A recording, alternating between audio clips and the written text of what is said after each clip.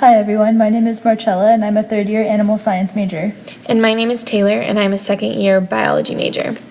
Today we will be solving Chapter 6.1 Skill Builder Problem 16 on page 39 of the workbook. If you have not yet attempted this problem, please pause the video and do so now. The problem reads, when blue light is shown on a particular metal surface, electrons are ejected within a kinetic energy of 2.5 times 10 to the negative 20th joules. Part A asks to calculate the work function for this metal. In order to solve this problem, we need to remember the equation for the photoelectric effect, where the energy of a photon shown on the surface of a metal is equal to the binding energy, aka work function, of the metal, plus the kinetic energy of the electrons. The binding energy, phi, is the minimum quantity of energy that is required to remove an electron to infinity from the surface of a metal. Any extra energy from the photon will be translated as kinetic energy in the electron. To calculate the energy of a photon, we need to use Planck's equation, E equals hc over lambda, where h is Planck's constant, c is the speed of light, and lambda is the wavelength of the photon, in this case 450 nanometers. Let's start filling stuff in. The energy of a photon is equal to Planck's constant, which is 6.626 times 10 to the negative 34 joule seconds. The speed of light is about 3 times 10 to the 8 meters per second. So in order to get the energy in joules, the wavelength needs to be in meters, not nanometers. 1 nanometer is 10 to the negative 9 meters. So 450 times 10 to the negative 9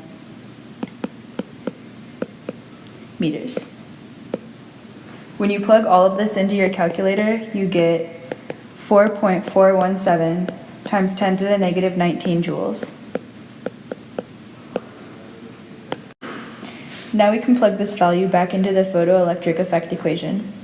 So 4.417 times 10 to the negative 19 joules is equal to the kinetic energy 2.5 times 10 to the negative 20 joules,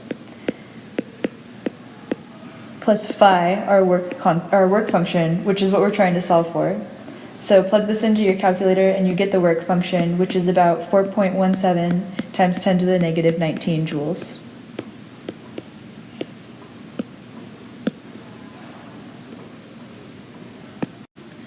Part B asks us, will green light cause an electron to be ejected? The main idea of this question is to figure out whether the energy of a photon from green light is greater than the work function in order to eject the electron. Remember that the work function we solved for in Part A is equal to 4.17 times 10 to the negative 19th joules.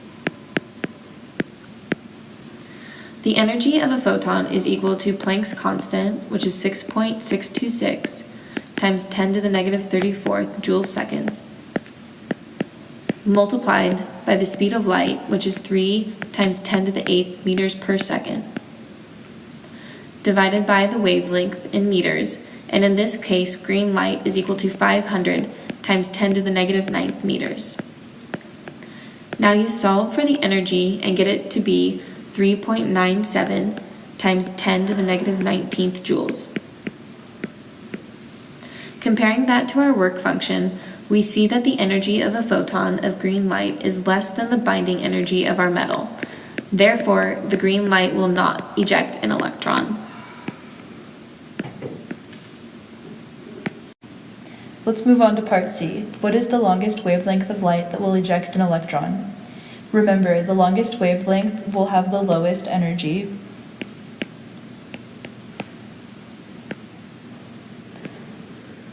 So the photon must have enough energy to overcome the work function, but must also be low enough that there is no extra energy in the form of kinetic energy. So once again, we're using the equation for the photoelectric effect, but this time we're solving for lambda. So we can set this up as Planck's constant times the speed of light over lambda is equal to the kinetic energy 0 plus the binding energy, 4.17 times 10 to the negative 19 joules. So when you solve for lambda, you will find that the longest energy that will cause an electron to be ejected is 4.77 times 10 to the negative 7 meters, or about 477 nanometers. So this also confirms that we were right about part B because 500 nanometers is too long of a wavelength. Thanks for watching. This concludes our video on the photoelectric effect.